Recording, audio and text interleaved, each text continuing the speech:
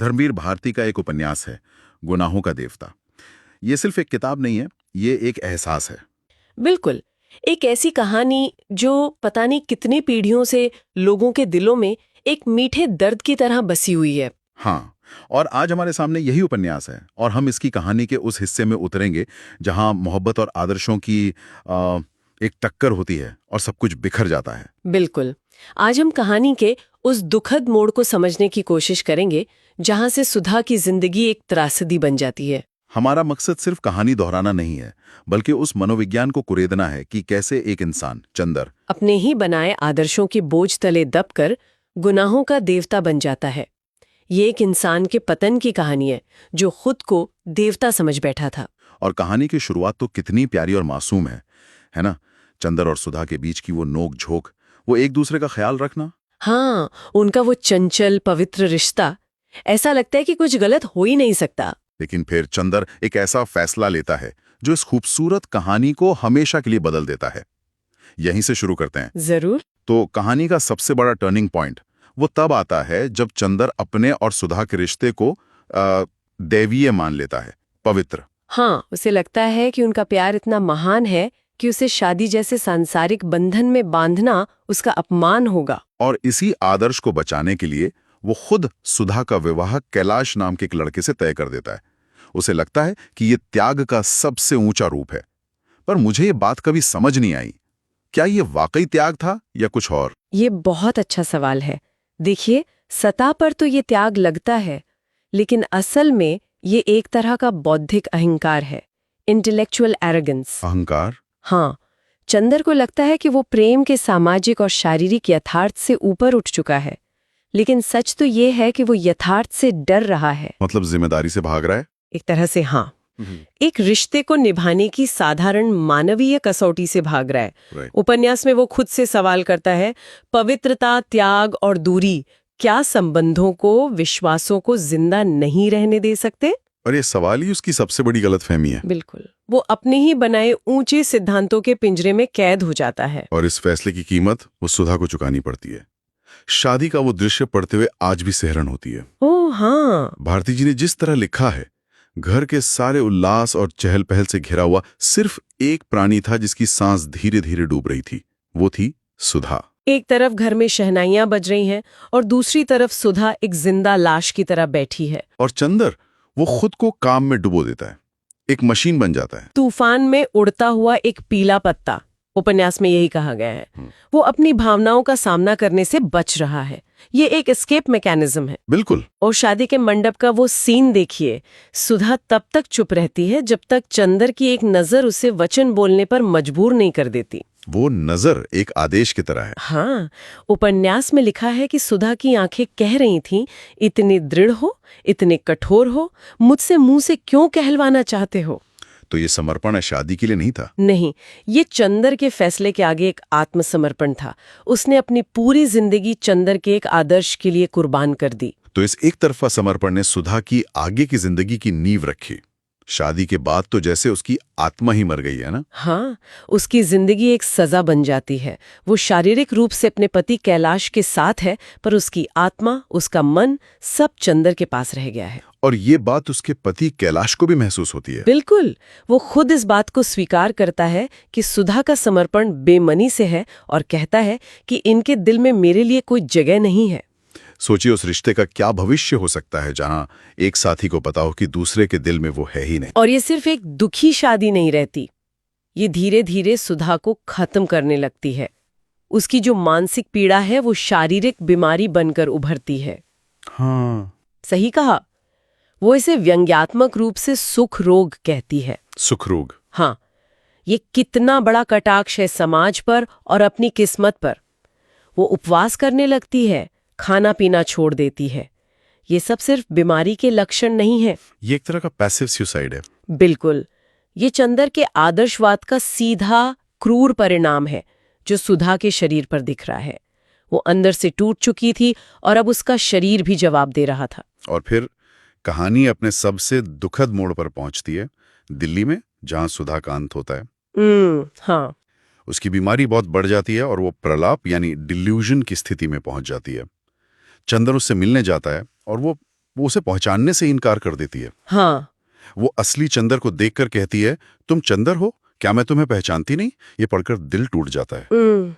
इसका क्या मतलब निकाला जाए? हाँ, उसका मन उस सच को स्वीकार ही नहीं कर पा रहा है कि जिस चंदर ने उसे प्यार किया, उसी ने उसे इस हाल में पहुंचाया और अब वो सामने खड़ा है ये सच इतना भयानक है कि उसका दिमाग एक कवच बना लेता है और उसे पहचानने से ही इनकार कर देता है। वो शायद उस पुराने आदर्शवादी चंदर को याद करना चाहती है, इस हकीकत वाले चंदर को नहीं। और उसकी वो आखिरी बात, जिंदगी में दुश्मनी निभाई अब मौत में तो ना निभाए, ये सीधे चंदर के अपराध बोध पर एक हथौड़े की तरह लगती है। सुधा की मौत के बाद चंदर का क्या होता है? वो इस सच का सामना कैसे करता है? वो पूरी तरह टूट जाता है।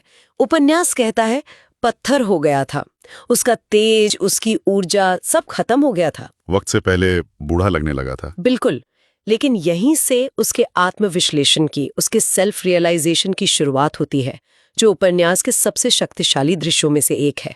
हाँ, आप उस शीशे वाली दृश्य की बात कर रही हैं? हाँ बिल्कुल, वो दृश्य है जहाँ चंदर शीशे में अपने प्रतिबिंब का सामना करता है। वो कोई भूत या आत्मा नहीं है, वो उसकी अपनी अंतरात्मा है। हाँ, उसका दबा हुआ सच है जो अब फटकर बाहर आता है, और वो उसे धिक्कारता है, पापी, पतित जैसे शब्द इस्तेमाल करता है। वो प्रतिबिंब तो चंदर के हर आदर्श की धज्जियां उड़ा देता है। वो उसे अहंकारी पशु कहता है और सीधा आरोप लगाता है, तूने अपने मन की उपेक्षा के पीछे सुधा को भट्ठी में झोंक दिया। चंदर अपनी सफाई देने की कोशिश करता है, कहता है कि वो स्वार्थी नहीं था, उसने तो त्याग किया था। लेकिन तब प्रतिबिंब उसकी सबसे बड़ी गलती उजागर करता है, और वो गलती क्या थी? उसका घोर व्यक्तिवादी और अहंकारग्रस्त होना। मतलब उसका आदर्शवाद असल में उसके अहंकार का ही एक रूप था। बिल्कुल, प्रतिबिंब उसे समझाता है कि जीवन यथार्थ को स्वीकार करके चलता है, उसे नकार कर नहीं। तुमने यथार्थ से मुंह मोड़ा। हाँ, उपन्यास में एक बहुत खूबसूरत मेटाफर है। प्रतिबिंब कहता है कि चंदर ने अपने मन की पवित्र गंगा को बहने नहीं दिया, उसे रोककर एक छोटा सा पोखर बना दिया। और रुके हुए पानी का क्या होता है? वो सड़ जाता है। और उस सड़े हुए पानी में विकृति और वासना के कीड़े कुलबुलाने लगे। यही गुनाहों का देवता का जन्म होता है। उसे एहसास होता है कि उसका सबसे बड़ा गुनाह कोई वासना या स्वार्थ नहीं था, बल्कि उसका वो महान आदर्शवाद ही था जिसने सुधा को नष्ट कर दिया। इस एहसास के बाद कहानी अपने अंतिम दृश्य पर आती है। चंदर और बिंती, सुधा की छोटी बहन, हाँ, वो गंगा में सुधा की अस्थियां विसर्जित करने जाते हैं। माहौल बहुत उदास है। भारती जी लिखते हैं, हल्की चांदनी मैले कफन की तरह लहरों की लाश पर पड़ी हुई थी। क्या कमाल की पंक्ति है। और वहां जब बिंती याद के तौर पर थोड़ी सी राख रखने की कोशिश करती है, तो चंदर उस पर हिंसक रूप से चिल्ला पड़ता है। ये गुस्सा क्यों? ये गुस्सा उसके अंदर दबे हुए दुख, अपराध बोध और बेबसी का प्रतीक है। वो बर्दाश्त नहीं कर पा रहा है। हाँ, वो इस सच को बर्दाश्त नहीं कर पा रहा कि सुधा अब सिर्फ मुट्ठी भर राख रह गई है। उसे लगता है कि राख का एक कण भी बचा कर रखना उस पवित्र याद का अपमान है। लेकिन इस गुस्से के तुरंत बाद उसे अपनी जिम्मेदारी का एहसास होता है। बिल्कुल, वो बिंती की तरफ मुड़ता है जो अब अकेली है, और कहता है, अब हम दोनों को निभाना है बिंती। और फिर वो एक ऐसा काम करता है जो चौंका देता है। चंदर बिखरी हुई राख में से एक चुटकी उठाता है और बिंती की मांग में भर देता है और उसे चूम लेता है। उसके होंठ राख से सन जाते हैं। इसका क्या मतलब है? क्या ये एक तरह का विवाह है? नहीं, ये पारंपरिक विवाह बिल्कुल नहीं है।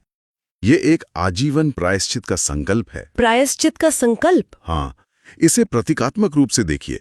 सिंदूर जीवन और सौभाग्य का प्रतीक होता है, लेकिन यहाँ चंदर राख का इस्तेमाल कर रहा है जो मृत्यु और अंत का प्रतीक है। वो प्रतीकात्मक रूप से सुधा की मौत की जिम्मेदारी को अपनी आने वाली जिंदगी यानी बिंती के साथ जो रिश्ता होगा उससे हमेशा के लिए जोड़ रहा है।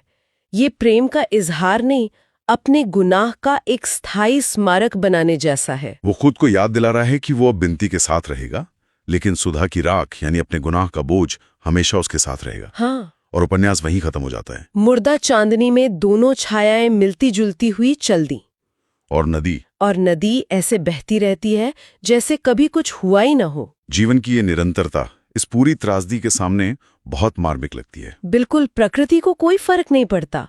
इंसानी त्रासदियां आती जाती रहती हैं, लेकिन जीवन की नदी बहती रहती है। ये अंत पाठक को एक गहरे अवसाद और खामोशी में छोड़ जाता है। तो ये थी एक त्रुटिपूर्ण आदर्श से शुरू होकर एक असहनीय त्रासदी और अंत में एक झकझोर देने वाले सच की यात्रा। चंदर ने प्यार को बचाने के लिए उसे त्याग दिया और इसी त्याग ने उस प्यार को मार दिया। और यही इस उपन्यास की सबसे बड़ी चेतावनी है। हाँ, जब अमूर्त आदर्श और ऊंचे सिद्धांत मानवीय भावनाओं, प्रेम और जीवन के सहज यथार्थ की उपेक्षा करते हैं तो वे खूबसूरत नहीं बल्कि विनाशकारी हो जाते हैं। चंदर देवता बनना चाहता था, पर इंसान भी नहीं रह सका। इस चर्चा के बाद एक सवाल मन में रह जाता है जिसे हम अपने श्रोता के लिए छोड़ना चाहेंगे। चंदर का वो अंतिम कार्य, बिनती की मांग में राख भरना, क्या था? क्या यह वाकई प्रायश्चित की शुरुआत थी, या अपने अपराध बोध को हमेशा जिंदा रखने का एक और अहंकार भरा तरीका? क्या वो कभी अपने गुनाहों का देवता होने के इस बोझ से सच में मुक्त हो पाएगा?